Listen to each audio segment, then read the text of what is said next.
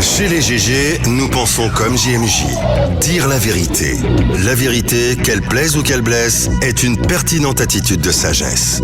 Le journalisme est la plus grande aventure humaine car il est mission, passion, vision, interrogation, immersion, quête de vérité et conquête d'objectivité.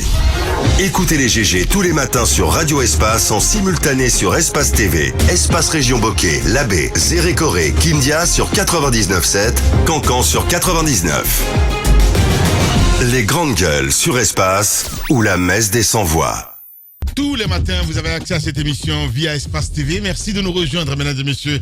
Les GG sur Radio Espace, continuez à réagir. Les contacts s'affichent juste en bas de l'écran. Avec plaisir, dans moins de 3 minutes, je me ferai plaisir, évidemment, de lire quelques messages dans cette émission Les GG sur Radio Espace Guinée. Dans l'Empire du Milieu, au moins 192 Guinéens seront interpellés, expulsés ou cloués donc à domicile avec ce qu'il convient désormais d'appeler évidemment la crise du passeport guinéen. Dans un courrier d'interpellation daté du 14 septembre dernier et adressé donc au chef de l'État, le collectif d'urgence Passeport Chine a fait part de ses inquiétudes pour des Guinéens dont les documents de voyage ont expiré. Pour certains, même l'accès au travail est rendu impossible du fait de cette situation. Quelle est la situation de ces Guinéens de Chine? Nous essayons de comprendre ce matin chez les GG sur Radio Espace Guinée. Mohamed Diallo, il est chargé de communication de Urgence Passeport Chine depuis Schengen. Vous allez l'écouter ce matin dans cette émission Les GG sur Radio Espace Guinée. On parle des vrais gens aussi dans cette émission ce matin. À Swapiti, l'eau a porté malheur donc aux populations riveraines suite donc aux opérations de remplissage des réservoirs de barrages hydroélectriques donc en construction. Hier, c'est un naufrage pirogué donc entre Wundia et Kouloufa qui a provoqué donc l'émoi général avec une victime, une dame, Néné Tierno Ramata, emportée donc par les vagues de l'inondation. Depuis l'ouverture du chantier, plusieurs voies d'accès aux villages environnants sont obstruées et plusieurs semblent menacés donc de disparition sous les eaux. Comment on en est arrivé là? Nous essayons de comprendre ce matin chez les grandes gueules sur Radio Espace Guinée. Qu'en est-il des engagements de l'État? Maître Oumar Aïssata Kamara, porte-parole de l'Union des impactés de Swapiti. Vous allez l'entendre ce matin chez les GG sur Radio Espace Guinée. Nous allons essayer de faire un saut avec les réactions des auditeurs sur le hashtag Espace GG. Ils sont très très très nombreux évidemment à réagir ce matin. Nous partons avec ce premier tweet qui nous envoie ce monsieur, c'est Moussa Kani Français Condé. L'émission d'hier réalisée par Moïse, Jacques Léwa et Guiba était juste belle. Dans tout et après tout, mention spéciale à Guiba Milimono pour sa pertinence. Une pensée aussi à Issa Toussané qui a fait une présentation très sobre du parcours de Dr Kaba. Bonne continuation, hashtag Espace GG. Kourouba aussi qui nous écrit: bonjour les GG, il faut saluer la façon dont la campagne se déroule ces derniers temps. Mieux vaut la galère dans la paix que la richesse dans la violence. Nous invitons donc nos leaders à plus de responsabilité dans leur discours en mettant un accent particulier sur la paix, hashtag Espace GG. Kaman Sidibé aussi qui nous écrit: bonjour Lamine, bonjour à toute l'équipe. Pourquoi banalisez-vous ce qu'Alphonse dit? Il pose la question. Il a raison. Sur toute la ligne, il y a un cortège qui se déplace de ville en ville, mais la mobilisation ne signifie pas être électeurs. Ils ont raté la vague des enrôlements. Kama El Commandante qui nous envoie ce message. Lancei DG Traoré aussi qui nous envoie ce message sur le hashtag Espace GG. Bonjour les grandes gueules. Est-ce qu'il existe un ministre des lois sociales en Guinée? Il pose la question. Un pays dans lequel les lois n'existent que sur les papiers, mais en réalité elles ne sont pas appliquées comme il faut, ou elles sont appliquées sur des personnes plus diminuées. C'est Lancé DG Touré qui nous envoie ce message. Nous partons toujours avec le hashtag Espace GG. Ils sont très nombreux évidemment à réagir là-dessus. Avec cet autre aussi qui nous écrit: peuple frustré. Hier, Ahmed qui était décrié. Aujourd'hui, c'est Alphonse Marac. On passe au savon sur Twitter. Finalement, on accepte une opinion dans ce pays que quand ça nous arrange, esprit de monois. Voilà. On reste avec Zaki qu'est-ce qu'il dit? Acquiblement vôtre, voilà, je comprends pas. Quand même tous, d'abord, sur ce point, je ne suis pas vraiment fan de manière de se mobiliser des militants de l'UFDG, mais eux au moins ont réellement à fond derrière leur candidat. Ils sont derrière à fond derrière leur candidat quand ils sortent massivement, alors que de l'autre côté, on sait c'est pourquoi. Voilà. Allez, Barry Marvel aussi qui nous écrit sur le hashtag Espace GG. Bonjour les grandes gueules. J'aimerais que les gens sachent qu'Alpha Condé n'a fait qu'élargir le trou du favoritisme dans ce pays. La Guinée, un pays reconnu pour sa beauté, a aujourd'hui à sa tête un DUF. Je comprends pas ce qu'il veut dire. On est obligé de passer donc par lui pour draguer la richesse, chose pitoyable. Fofana Saliou nous écrit: bonjour les grandes gueules. Le monde évolue de telle sorte que le peuple de Guinée commence à comprendre que ceux qui sont au pouvoir, c'est nous qui les votons, et après ils nous oublient. C'est nous qui votons. Il veut dire après on les oublie pour leur intérêt égoïste, et bientôt le peuple les sanctionnera tous. Hashtag Espace GG. Aboubacar Sidiki Diallo aussi qui nous écrit: voilà, prospérité partagée, mon œil. Voilà, merci. Dis à Mara d'arrêter de rapporter les propos des communicants sur les antennes. Merci beaucoup. Nabé Amadou Ali aussi qui écrit: les votes en Guinée sont communautaires. C'est un instinct naturel qui vient lorsque vous vous sentez pas en sécurité. Il y a beaucoup d'injustices et nous vivons également dans un pays où le taux d'analphabétisme est en baisse. Voilà, il veut dire voilà ce qui pousse les gens à voter communauté. Nous restons avec Keita Bala aussi qui nous écrit sur le hashtag Espace GG. Qu'est-ce qu'il dit Keita Bala? Bonjour les GG, il est de mon devoir de vous féliciter en tant que citoyen guinéen pour le combat que vous menez pour la transparence de la chose publique. C'est la voix des sans-voix. Avec vous, c'est le peuple qui profite. Bon courage. Merci beaucoup à Keita Bala qui nous envoie ce message. Ils sont très nombreux à nous écrire le matin. Nous avons cet autre aussi qui nous écrit, Ousmane, le noble politologue. Bonjour Lamine, bonjour à toute l'équipe. Dites à la Junior Condé d'être véridique. Un tout petit peu, c'est important. Nous remercions profondément Jacques Lewa d'avoir mis les points sur les i à propos de l'analyse d'Alphonse Mara. Qu'Allah bénisse ma Guinée. Merci beaucoup. Ibrahima Teli Diallo aussi qui nous écrit: la Junior Condé a raison de dire que la Guinée est très prospère, mais cette prospérité n'a jamais été partagée. À chaque fois, c'est un petit clan qui détourne les richesses du pays au détriment donc de la population. Alors il doit juste reformuler et dire qui sont les plus prospères. Voilà, c'est Ibrahim Ateli Diallo qui nous envoie ce message. On va rester dans le sillage avec maintenant les SMS évidemment sur le 657 39 13 13. Nos politiciens n'ont rien compris, ils n'ont pas de slogan et de programme de société. Ils ont tous un dénonciateur commun, le communautarisme multiplié par 12 millions de Guinéens. Eh ben, ils sont tous des schizophrènes. C'est Dr Diawara qui nous envoie ce message. Nous partons avec cet autre aussi qui nous écrit: bonjour Lamine, bonjour à toute l'équipe. Suleiman Konaté du Brika. Eh ben, quand on pousse des milliers de familles à la précarité pour satisfaire donc des ambitions démoniaques, on ne vient pas se moquer du peuple en disant, en lui parlant de prospérité partagée, 10 ans de fausses promesses électorales, de mensonges, d'opportunisme politique. Le vaillant peuple de Guinée a une belle opportunité pour prendre donc sa revanche le 18 octobre prochain. Il est temps de chasser tous ces cadres véreux qui ont pris donc le pouvoir sans jamais l'exercer pour le bonheur de nos concitoyens. Suleiman Konaté du côté de Dubreka.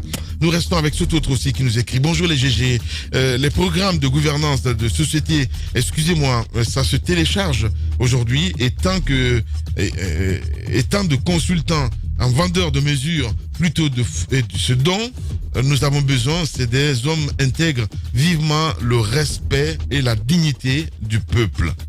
Lai Junior était un bon monsieur en off, mais en on, c'est comme les autres communicants de son bord. La réalité, c'est que 10 ans, c'est la pauvreté partagée. Merci à l'enjoliveur, Ousmane Barry, qui nous envoie ce message. Alors, allez, on reste toujours avec ces auditeurs, ils sont très nombreux à nous écrire.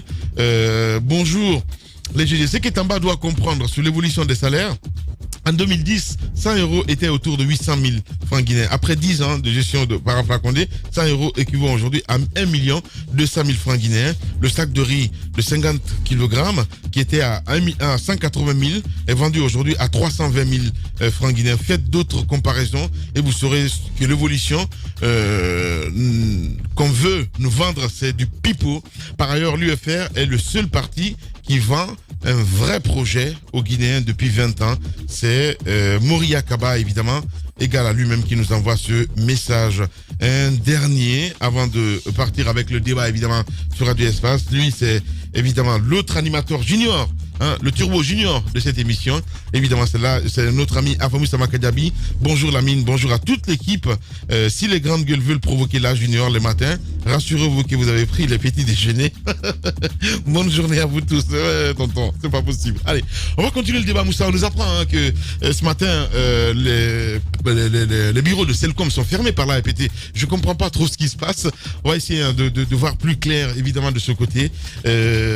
Voilà, avec la RPT, entre autres. Mon cher ami. Oui, il faut bien sûr que c'est une mesure qu'on va devoir comprendre. Ouais. Mais il y a encore quelques temps, sous le Covid, je discutais avec le nouveau ministre des télécoms qui expliquait que les sociétés de téléphonie traversaient, du fait de cette période-là, de véritables difficultés. Naturellement, comme toutes les entreprises. Évidemment. Il y a d'un côté Orange qui c'est un peu le pachyderme de cet espace-là.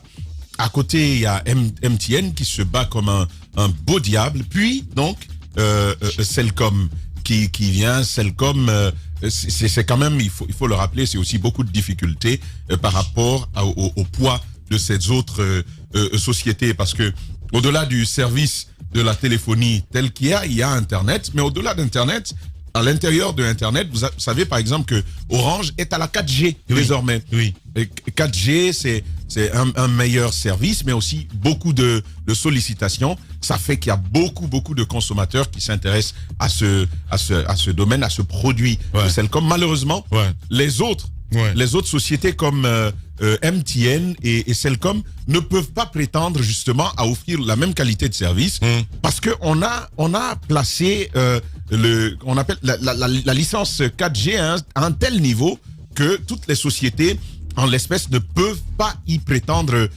tout bonnement. Et je pense que ça peut être justement un des facteurs, cette concurrence que l'État n'aide pas à égaliser entre les différentes sociétés. Je pense que c'est ce qui fait aussi que ces sociétés comme Celcom doivent passer par beaucoup de difficultés. Rappelez Intercell, Intercell qui a disparu, qui a finalement dû disparaître si rien n'est fait pour Celcom. Malgré le lancement en fanfare, vous avez vu comment Celcom a été lancé en Guinée. Vous vous rappelez des 650 minutes gratuites, le concert avec Akon. On se rappelle bien, on s'est dit, eh ben voilà, les Américains sont dans la place, ça va être beaucoup plus intéressant. Mais petit à petit, on a fini par comprendre que Orange rase tout, Orange brasse tout, présent sur tout le territoire, collabore avec pas mal d'organisations, partenaires privilégiés, je dirais, de l'État dans le domaine de la téléphonie. Je pense encore une fois qu'il faut que l'État travaille à sauver ce type d'entreprise, sinon elle mourra de sa belle mort. Justement, vous êtes chez les GG. L'idée des grandes gueules n'est pas d'être un petit village dans sa fierté face à tous les autres journalistes qui auraient renoncé. Ce que, de plus, nous ne croyons pas. Notre idée est plutôt de faire école, d'aider tout le monde et de constituer un laboratoire utile à tout le monde. Ici commence l'actualité de la Guinée. Bienvenue chez les GG. Avec notre invité, évidemment avec nous, dans ce studio, mon cher Moussa Moïsila.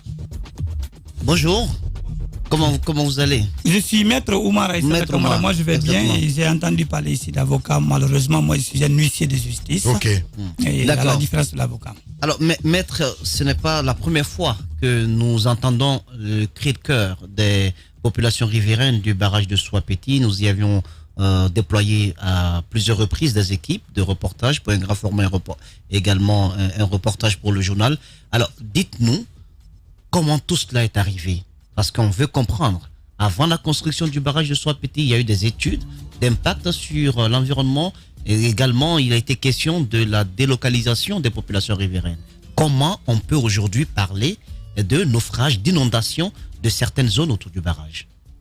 Je vous remercie de la question et je vous remercie pour tout ce que vous faites pour la nation. J'avoue que c'est exactement là où se trouve aussi notre étonnement. Et en principe, quand on parle d'un barrage comme Swapiti, tout le monde pense qu'il y a déjà des études préalables qui doivent précéder. Et nous savons donc que Swapiti a travaillé avec un cabinet d'ingénierie très bien connu, reconnu, qu'on appelle Tractebel, donc qui a fait d'abord un plan d'action de réinstallation et aussi qui a fait le plan de gestion environnementale et sociale. Ces documents-là devaient permettre à l'équipe du projet de savoir qu'est-ce que nous devons faire dans combien de temps avant de faire quoi et quoi. Très malheureusement, nous sommes en train de vivre le contraire de tout cela. Ouais. Parce que ce qui est en train de se passer là, c'est comme s'il n'y a pas eu d'études. Et on ne peut pas comprendre qu'on s'occupe tout de suite de l'usine du barrage sans pourtant faire d'abord des voies d'accès dans la zone. Alors, on va revenir sur ce qui s'est passé, je ne sais pas si c'est hier, ce naufrage. Comment est-il arrivé et dans quelles circonstances? Et bien entendu, des victimes. On parle d'une dame qui a perdu la vie. Il y a eu d'autres dégâts? Bon, il s'agit de Néné Ramatabari, qui était l'épouse de Kerno Djibi Kouloufa, et qui est désormais partie, laissant derrière elle 6 enfants. Et elle était venue à Conakry le mardi passé. C'était pour se trouver des besoins, comme désormais les marchés hebdomadaires sont aussi interrompus dans la zone. Et il n'y a pas d'accès, comme je vous le disais. Les véhicules ne peuvent plus y aller. Donc les marchandises ne peuvent pas aller. Ouais. Et je vais tout à l'heure parler de ces prix actuellement qui grimpent sur la localité concernée, le prix des denrées. Donc la vie est devenue très très chère. Il y a d'autres victimes Mais ou pas du tout? C'est la question non, de Jacques. pour le moment, il y a pas d'autres victimes. à part elle, Ouais. dans cette pirogue, il n'y a pas autre victime. Ouais. Mais avant elle, déjà, il y avait des cas de morsure de serpent qui avaient été signalés la semaine passée. Ouais. Il y a aussi 4 femmes qui ont été mordues par le serpent, Ouais. notamment dans la Mais zone de qu'est-ce que Concouré. l'autorité vous dit dans tout ça, mon cher ami? Parce Bon, qu'il l'a rappelé, Moussa Moïse Fila, on a consacré des numéros spéciaux, en tout cas à la télévision, pour essayer de comprendre, ce qui se passe de ce côté. Qu'est-ce que l'autorité vous dit? L'autorité Exactement. jusqu'à présent nous Ouais. donne des messages d'espoir. Ça D'espoir. arrivera, Ouais. ça arrivera. On Ouais. verra des routes, on Ouais. amènera du manger. Ouais. Et puis, mais quand vous savez, vous pouvez comprendre que quand quelqu'un a faim, il ne peut pas attendre dans cette prison. Ouais. C'est une prison, il ne peut pas se déplacer. Les villages sont annexés, Ouais. quasiment complètement annexés. Donc, il faut que les gens fassent un peu de mouvement. Et puisque nous avons toujours dit ici à l'autorité de trouver des barques motorisées pour des gens. Si aujourd'hui on ne peut plus faire les routes, peut-être ça prendra beaucoup plus de temps, mais il faut trouver des barques motorisées et à chaque endroit. Oui. Cela a tardé. On a expliqué ça il y a même le mois de Parce passé. que la pirogue, la photo que vous nous avez montrée tantôt, c'est pas une pirogue comme telle. Ce sont quand même des bidons. des canons, exactement, des bidons qui sont. Comment est-ce que les vous grandes utilisez gueules. quand même de tels moyens? C'est extraordinaire. Bon, vous savez, c'est ce que je suis en train de vous expliquer. Quand on met un être humain quelque part, on l'oublie pour des temps. Nécessairement, il a besoin de se trouver de quoi manger pour traverser. Moi, je suis Les très gens étonné, attachent c'est- parfois des bidons pour traverser. D'autres font des pirogues telles que vous avez vu la photo comme ça. Ils se démerdent d'eux-mêmes pour trouver des pirogues comme ça. C'est juste pour traverser, atterrir de l'autre côté. Ouais. Et quand les populations viennent, elles n'ont pas le choix. Elles ne peuvent qu'aussi Combien de embarquer. personnes sont frappées Il y a par 5 cela? personnes qui étaient dans cette pirogue. Malheureusement, c'est cette dame qui a succombé, Décédée. qui est décédée. Mais c'est que les cas comme ça là sont prévisibles. Lamine, Parce qu'on a toujours dit, on a toujours expliqué, il n'y a pas de route. Quand vous quittez Kindia pour aller jusqu'à Swapiti, aujourd'hui, vous connaissez l'état de la route et surtout maintenant que là-bas, ça n'a pas été réparé. Depuis tout le temps, on disait que finalement, le barrage Swapiti va être réparé. Quand on va Allez-y, travailler le barrage, Alphonse la Marin. route là sera inondée. Donc, il n'y a pas eu de réparation. La route est complètement coupée. on se souvient, on était là pendant les vacances. Très bien. Nous avons parlé de cette réalité de ces villageois. Ouais. Jusqu'à la prise d'otage, quand ils ont gardé ces gens. Ouais. Qu'est-ce qui a été fait concrètement depuis cette prise d'otage jusqu'à aujourd'hui pour que la situation des villageois change? La prise d'otage s'est passée au mois d'août. Précisément le 13 août, on a été reçu par le projet au ministère de l'Énergie pour une réunion. Et à l'issue de laquelle il y a eu 15 points retenus. Donc on a eu des résolutions, des engagements du projet, notamment faire le musée pour la population impactée qui n'a jamais eu le jour, qui n'a pas encore vu le jour. Ouais. Faire en sorte musée. oui, un musée au moins pour notre histoire.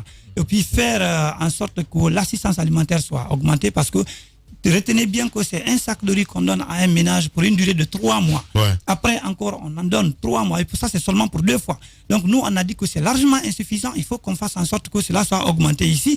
Le projet s'est engagé à travailler avec nous pour qu'il y ait l'augmentation là. Pour le moment, nous n'avons rien vu. Et troisièmement, il y a eu un engagement comme quoi de compenser ou d'indemniser tous les biens que les populations ont perdus. Pour le moment, la compensation ne s'est pas passée jusqu'à présent.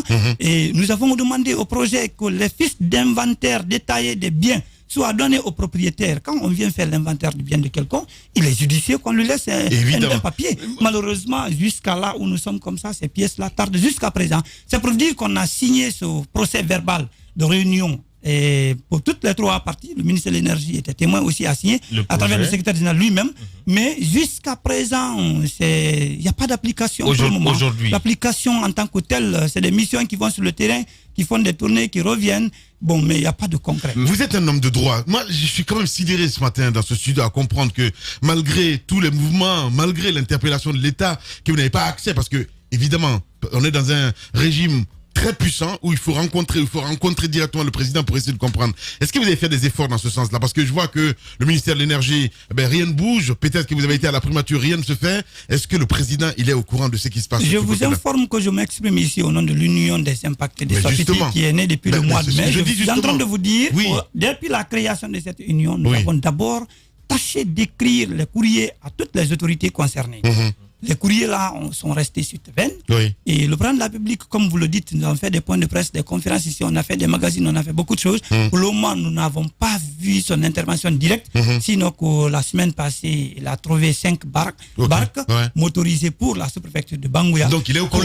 Oui, il est au courant. Donc là-bas, les 3 barques sont arrivées, les 2 encore n'y sont pas arrivés, on ne sait pas ce qui se passe. Les 3 ne sont pas arrivés encore, mais nous, on a dit que quand les barques là doivent venir, on doit parler de comment les gérer et pour que les populations puissent en bénéficier. Vous voyez, les gens ne sont pas formés. Il n'y a aucune formation. Il n'y a pas de gilet de sauvetage. Combien de sous-préfectures sont concernées par cette situation? Vous parlez de Bangouya? Oui, il y a la sous-préfecture de Bangouya, il y a la sous-préfecture de Kolé, il y a Senta, il y a Saroudia, il y a Tondon. C'est les 4 préfectures quand même. C'est les 4 préfectures donc, au sein desquelles il y a des sous-préfectures. Je peux me tromper sur le nombre ici. Donc, mais c'est une centaine de villages. On a parlé de 102 villages concernés. Il y a combien de villages aujourd'hui en amont? 18 000 personnes touchées. Et puis ça, c'est directement. Parce que s'il faut évaluer jusqu'à ceux qui sont à l'extérieur du pays et autres, ça va au-delà de 20 000 on a quand même réussi à reloger quelques villageois.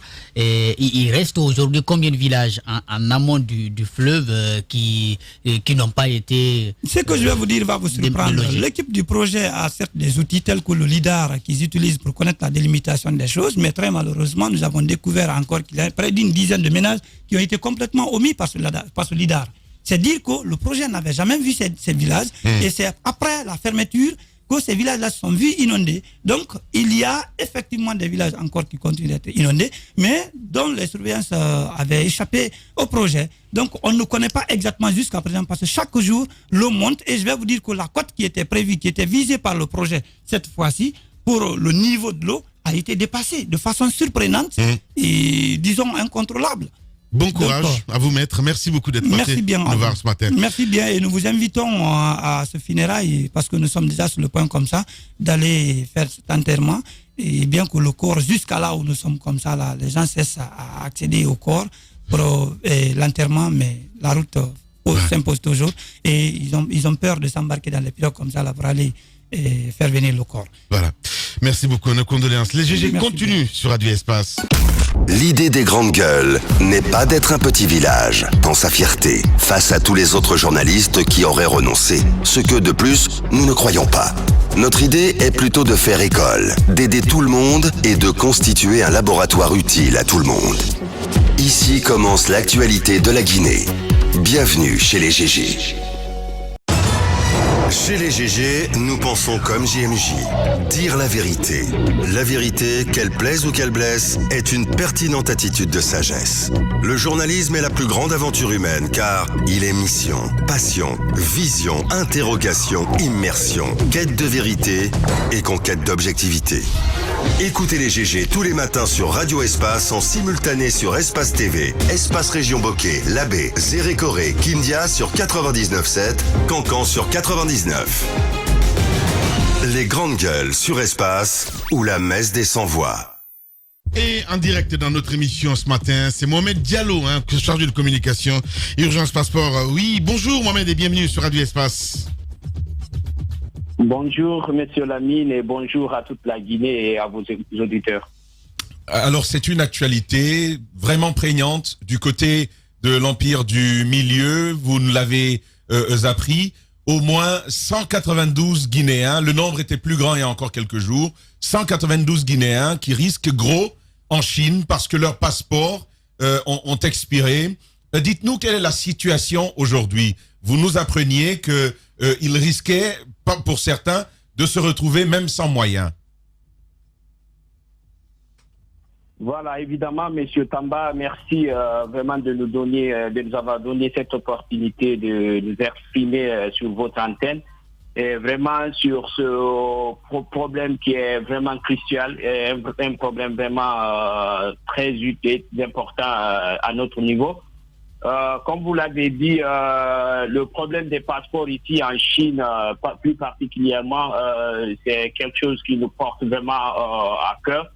À ce moment, nous avons eu à avoir plus de, disons, 192 personnes qui sont soit en situation déjà leurs passeports sont déjà à terme et il y a d'autres aussi, leurs passeports vont expirer, disons, dans quelques mois, disons, dans 3 à 6 mois. Voilà, maintenant, c'est pourquoi on a vraiment voulu interpeller le gouvernement guinéen de nous vraiment venir en aide. Nous savons que la situation a été déjà, l'ambassade a déjà été interpellée sur cette situation. Et même la dernière fois, on avait eu la sortie de monsieur Lamine Keita, qui est un contrôleur général au niveau de la, comment on appelle ça? De la police nationale. Au niveau du directeur central. Voilà, de la police nationale. Et il a été intervenu sur ce sujet et il nous a fait comprendre que tout le problème actuellement se situe au niveau de ministère des Affaires étrangères. Bien. Maintenant, jusqu'à nos jours, on n'a pas eu un retour. Comment, Monsieur Diallo, comment d'habitude les passeports étaient renouvelés du côté de la Chine?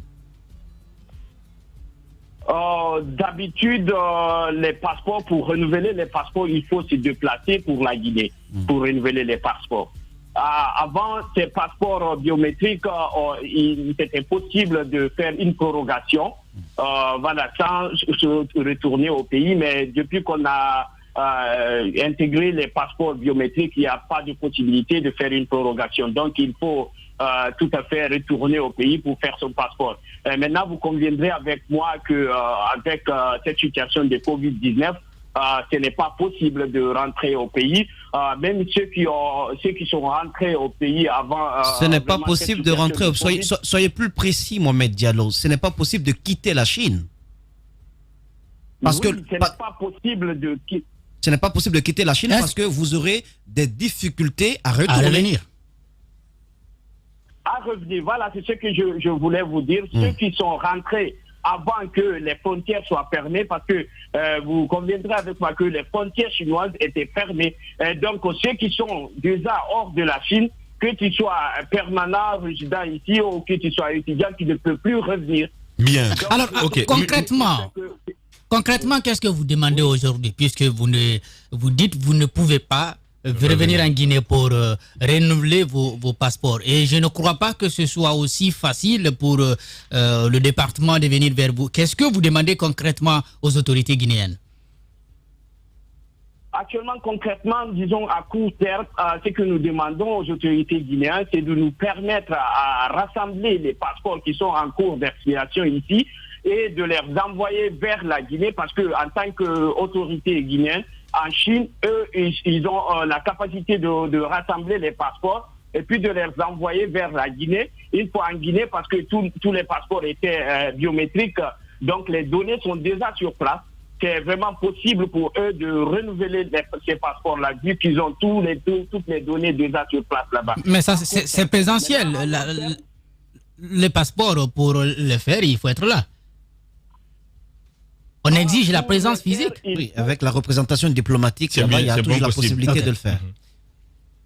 Voilà, avec une représentation diplomatique, vu que vraiment, avant de faire ce passeport, tout le monde avait fait les empreintes et les empreintes sont déjà stockées là-bas. Oui. Et une fois ici à l'ambassade de la Chine, de la Guinée en Chine ici, on peut avoir, des gens qui vont prendre les données aussi ici. C'est à eux de voir le processus, enregistrer. Oui. Voilà, Une mesure d'urgence. Alors, dites-nous concrètement les difficultés que vous traversez. On apprend que des étudiants risquent de perdre leur bourse. Ceux qui ont de petits emplois là-bas, ils risquent également d'être mis dehors. Et expliquez-nous davantage les difficultés et les conséquences que vous pouvez subir.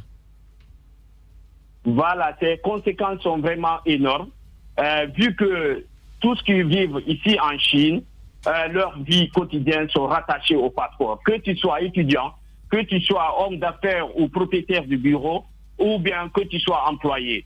Parce que si nous prenons le cas des étudiants, par exemple, si une fois ton passeport expire, tu n'auras plus accès à l'université là où tu habites. Une fois que ton passeport expire, si tu es employé, ça veut dire que vraiment ton contrat de travail est en jeu et ton permis de travail est en jeu. Si tu es propriétaire de bureau, par exemple, ici en Chine, une fois que vraiment ton passeport expire, ça veut dire que la licence qui te permettait d'opérer aussi est en jeu. Donc, et aussi, le plus gros de tout ça là, c'est que nous, ici en Chine, tout est lié disons, au portefeuille électronique. Que tu veux manger, acheter des trucs de quotidien, tout est lié à ton portefeuille électronique. Donc, et ce portefeuille électronique est lié à ton passeport. Et ce passeport aussi est lié à la banque directement.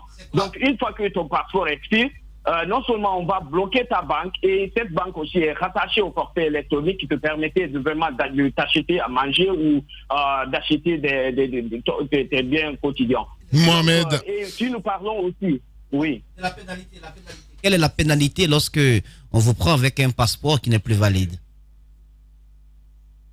Voilà, pour la pénalité, si on te prend avec un passeport qui n'est pas valide, d'abord que ton visa, ça veut dire que ton visa a expiré. Et à chaque jour quand on reste ici sans visa, il doit payer 500 yuan qui équivaut à $75. Voilà. Mohamed Diallo du côté de la Chine. Merci beaucoup et bon courage. Les GG, les grandes gueules, Radio Espace Guinée. Notre démocratie, la démocratie guinéenne, qualifie de basse intensité le fait que ces hommes, quand ils sont dans l'opposition, font d'abord semblant d'en avoir pris conscience, puis font l'inverse de ce qu'ils avaient promis une fois arrivés au pouvoir. Restons vigilants, car le pouvoir, c'est vous, le peuple. Encore quelques minutes à passer ensemble, évidemment, sur Espace TV. Merci de nous rejoindre si c'est maintenant que vous le faites. Mon cher Alphonse, on a écouté Mohamed Diallo. On a écouté Mohamed Diallo. Aujourd'hui, l'opportunité est donnée à Mohamed Diallo, mais ce n'est pas le seul cas. Il y a quelques mois, c'était au mois de mars, on a été interpellé par d'autres Guinéens vivant dans d'autres pays. Et quand j'ai fait le déplacement vers la DCPAF, la Direction Centrale de la Police des Airs et des Frontières, le directeur général de la DCPAF m'a fait comprendre que la responsabilité n'était plus à leur niveau. Parce que avant, le gouvernement dépêchait une mission qui passait dans des pays pour faire le renouvellement des passeports. Mais pour pallier à ce problème définitivement, ils ont désigné des officiers de la DCPAF qui devaient être affectés dans les ambassades. C'est-à-dire placer des détachements de la DCPAF dans les ambassades afin de permettre à des Guinéens de renouveler leur passeport. Mais le courrier étant transmis au ministère des Affaires étrangères, il n'y a pas eu de réaction, il n'y a pas eu de suite. Et c'est aux Affaires étrangères de prendre une note avec la présidence afin d'affecter ces policiers désignés par la DCPAF dans les ambassades et permettre aux Guinéens d'avoir des passeports. Ce qu'on ne calcule pas aujourd'hui, c'est que quand votre passeport expire, déjà que notre passeport n'est pas si respecté que ça à l'étranger, il faut le dire. Quand vous avez un passeport guinéen, il y a certaines attitudes que vous ne pouvez pas avoir contrairement à d'autres pays, si ce passeport expire malencontreusement, ça vous expose à tout.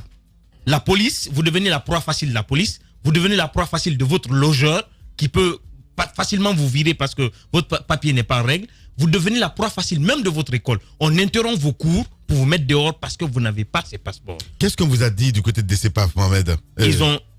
La direction centrale de la police des airs et des frontières a fait une liste d'agents censés être détachés dans les ambassades.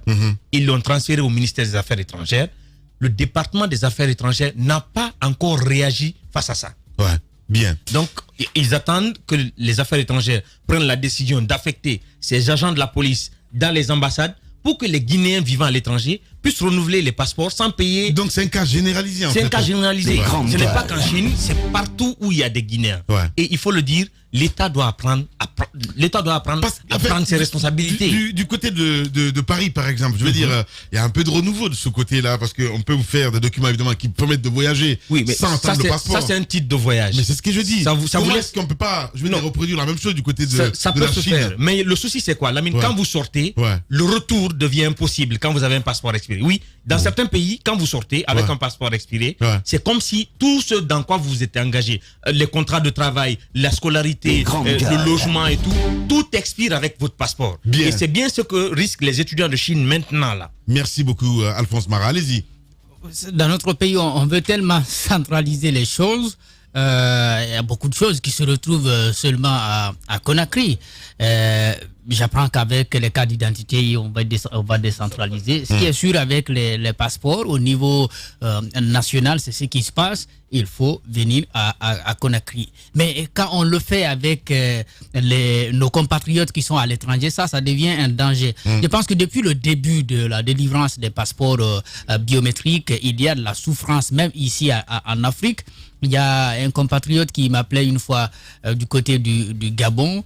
Je crois il est à Port-Gentil. Il est obligé de partir de là pour Libreville pour faire, n'est-ce pas, son passeport. Bon, si nous payons ici 500 000 pour avoir notre passeport, eux, c'est plus que ça. Si vous intégrez le déplacement, le transport que vous allez payer, si vous n'habitez donc pas les capitales où résident nos ambassades, donc vous payez les frais d'hébergement, ça vous prend tout le temps qu'il faut pour avoir, n'est-ce pas, un passeport. Je pense que c'est quelque chose qui doit être facilité. À partir du moment où le ministère de la Sécurité a pris sur lui la décision d'envoyer, n'est-ce pas, des agents au niveau des ambassades, le ministère, je ne sais pas s'il ne fait pas ça, si le ministère des Affaires étrangères ne fait pas ça, qu'est-ce qu'il fait? Bien. J'ai envie de comprendre, peut-être qu'il y a conflit de compétences du côté du ministère de la Sécurité, mon cher Tamba, parce que c'est juste, je veux dire, inadmissible ce qui est en train de se passer, c'est pas possible. Ce qu'il faut constater, c'est simplement une situation inacceptable. Une situation pénible dans laquelle on plonge nos compatriotes là-bas. Là, on a parlé de Chine, mais vous allez voir... Pas que la Chine. Là, on a parlé de Chine, mais il faut voir les jours à venir. On va être débordé par d'autres pays qui vont eux aussi demander à intervenir parce que c'est un problème qui les touche eux aussi. Alors, vous savez, ça dénote d'une chose. On a un problème, mais on trouve la mauvaise solution. Le problème à la base, avec cette centralisation du passeport, c'est la magouille qu'il y avait autour. Et puis on s'est dit, bon, pour régler la magouille, premièrement, il faut un passeport biométrique. Mais pour ça, il faut venir à Conakry. Mais on peut bien faire de la biométrie en dehors de la Guinée. Ça, c'est une réalité, c'est une possibilité. Mais qu'est-ce que l'État guinéen en fait? En préparant cette émission, il y a un de ses compatriotes-là qui m'a expliqué qu'il n'a plus accès à son compte bancaire. Vous imaginez, dans ce pays qui a connu, il y a quelques semaines encore, des manifestations xénophobes contre les Noirs, un de vos frères se retrouve dans ce pays, il n'a plus accès à son compte bancaire parce que son passeport est expiré. C'est son argent, il ne peut plus s'en servir, il va faire comment pour vivre? Normalement, ailleurs, il y a le permis aussi qui marche, mais je ne sais pas trop. C'est particulièrement lié à ça, on l'a même entendu tout à l'heure, Mohamed Diallo qui le disait, et Lamine, cette réalité de l'État qui est démissionnaire, qui ne fait pas face à ses obligations, c'est cette même réalité que nous évoquions il y a quelques minutes avec le cas de Swapiti, avec cette dame, des solutions toutes banales, connues d'avance, qu'on refuse d'appliquer. Et ça, c'est aux grandes dames des Guinéens qui sont, pour ainsi dire, abandonnés à l'étranger. Et ça fait honte. Bien. Parce qu'il y a d'autres pays à côté de nous où on respecte mieux leurs citoyens. Imaginez un Guinéen face à un Gambien. De Yaya Jammeh. Non, j'ai dit de Yaya Jammeh. Je sais pourquoi je dis de Yaya Jammeh. Imaginez un Guinéen face à un Gambien. La Gambie se mobilise pour venir faire un passeport. Mais nous, ils sont obligés de prendre un vol, de venir ici pour payer 500 000 francs. Bien, merci beaucoup Tamba. Allez-y. C'est vrai quand même qu'on critique le gouvernement, mais nous comparer à un Gambien, Tamba, ça va. Hein? C'est du Tamba. Allez, je trouve que ça va ici, ça va. Ouais. Parfois, il faut l'arrêter, le garçon. Là, il faut quand même que le ministère des Affaires étrangères se bouge un tout petit peu. Tamba. Partout où l'État a décidé d'ouvrir des ambassades, partout où on a des ambassades de représentation diplomatique, il faudrait que l'État se donne les moyens de créer au moins dans ces représentations diplomatiques le service basique. Ouais. Parce que si vous décidez d'injecter de l'argent, d'ouvrir des ambassades, mais la première mission qui vous est assignée, c'est au moins de défendre les intérêts des Guinéens là-bas. Donc, quand des Guinéens ont un besoin aussi primaire et qu'on n'arrive pas à trouver des réponses à cela, je trouve que c'est dommage. Ouais. Nos compatriotes sont dans une situation de précarité terrible du côté de la Chine et ça m'amène à me poser une autre question qui est beaucoup plus liée à la respectabilité de notre État. Vous avez la deuxième nationalité dans ce pays, c'est la nationalité chinoise. Ils sont nombreux ici. Ah ouais? Oui, je trouve qu'ils sont nombreux. Je dis ça pour ironiser. Ah ben oui. Quand ils viennent, ils rentrent, ils sortent comme ils veulent. Ouais. Aujourd'hui, disons à cause de Covid-19, nos compatriotes peuvent sortir de la Chine, mais ils ne peuvent plus retourner. C'est extraordinaire. Ouais. La Chine est là. Mais pour une question de réciprocité au moins, le ministère des Affaires étrangères, si on veut faire respecter la Guinée, doit poser cette question, doit poser ce problème sur la table et dire mais pourquoi vous le faites? Nous on laisse les Chinois rentrer, ils sortent, ils font des va-et-vient. Nos compatriotes, on leur dit vous pouvez partir dans votre pays. Et les autres viennent avec de l'argent. Nous on parle les mêmes vies. Moïse, c'est pas le poids de ton pays. Il faut le poids de mon pays. Oui. C'est son histoire. C'est son intégrité. Ton histoire. Oui, c'est son histoire, c'est son intégrité, c'est son nom à De Gaulle. Voilà. Ici, nous sommes fiers et il faudrait que la Guinée se fasse respecter. Bien. Il faut dire aux Chinois, si nos compatriotes reviennent chez nous et qu'ils ne peuvent pas retourner, vous aussi, mais repartez nos bauxites, on va vendre ailleurs. Voilà. Allez, regardez cette image-là, mesdames et messieurs. Ça se passe évidemment dans les GG. Et vous allez vous retrouver dans l'autre journal avec Mohamed Damaro Camara. On dirait qu'on est en classe. Je souhaitais. Enfin, il y avait deux choses rapidement. Une phrase. Oui, en une phrase. Ouais. Deux choses en une phrase. Complexe. Alors, oui, super complexe. Alors, Moussa Moïse, quand on lui dit de quoi est-ce qu'il est fier, lui-même il a douté. Il a réfléchi, mais qu'est-ce que je vais répondre? Non, mais pour parler sérieusement, cette situation, en fait, on se leurre. Hein. Quand on regarde ce qui est en train de se faire, on a la réponse devant nous. J'ai pas envie de dire nous sommes incapables. En 2015, je suis à Abuja, à côté du quartier, je vais au quartier des ambassades, à côté à les Nations Unies. Vous vous rappelez, à cette époque, il y avait cette déflagration de grenades qui avait sauté un acte terroriste à Abuja. Et puis je suis venu, il y a beaucoup d'autres ambassades des pays, le Gabon autour, et puis vous arrivez à l'ambassade de Guinée. Lamine, il y avait plus de peinture. Il y avait plus de peinture sur le mur. Le mur était totalement fissuré comme ça. Et il y avait notre drapeau. Notre drapeau même était déteint. Le tissu, il était déteint. C'était plus du rouge, c'était plus du jaune, c'était plus du vert. Il y avait du soleil. On dirait que le soleil l'a tapé. Lamine, on a été incapable de faire ça. Et puis, vous allez régler le problème des Guinéens là-bas? Oui. Vous croyez? Oui, je crois. Continuez d'y croire. Voilà, l'espoir fait vivre. N'hésitons pas. Voilà. Allez, merci à vous tous. Quelques réactions des auditeurs. Je quitte là-dessus. Abdulba qui nous écrit évidemment sur Twitter. Bonjour les GG. Je vous suis depuis l'Allemagne, comme nos compatriotes du côté de la Chine. Passeport. Je vous demanderai juste de consulter les sites ambassades guinéennes avec leur fameux le Kaïdi. Donc je comprends pas. On a Sekoussi là aussi qui nous écrit évidemment sur Twitter. Alpha Condé est prise en otage par les mêmes qui ont pris en otage le feu général Lansana Conté. Sinon, on a Ouri Maud qui nous écrit aussi, Celcom et MTN ne sont pas de véritables concurrents d'Orange Guinée. Ce sont des figurants. Ils ont le statut, mais ils n'ont pas les moyens de concurrencer. C'est une suprématie. Orange, ils font ce qu'ils veulent. Merci beaucoup. Condé le futur. Bonjour les grandes gueules. Bonjour à toute l'équipe. Ce problème de passeport qui se pose aujourd'hui, aussi en France. J'ai suivi l'intervention de certains de nos compatriotes vivant là-bas, qui demandent l'aide, du gouvernement pour avoir donc les passeports à partir de l'ambassade. Alors il sera important que l'État fasse donc les choses. Merci beaucoup. Voilà. Merci à vous tous. On a terminé ce matin. Merci à Prince Diallo ici à la radio, à Kabine Condé, Mohamedou Condé, mes deux papas du côté de la régie, à Nala Sidibé, Lamine Sidibé, à Malice Silla, alias Poutine. Dans un instant sur Radio Espace, c'est Arnaud Béché qui vous retrouvez pour Zik, laisse passer la matinée. Et sur Espace TV, évidemment, c'est l'équipe de Moussa Moïsila. Avec le 20h, prenez soin de vous. Bon week-end par anticipation. À lundi. Au revoir.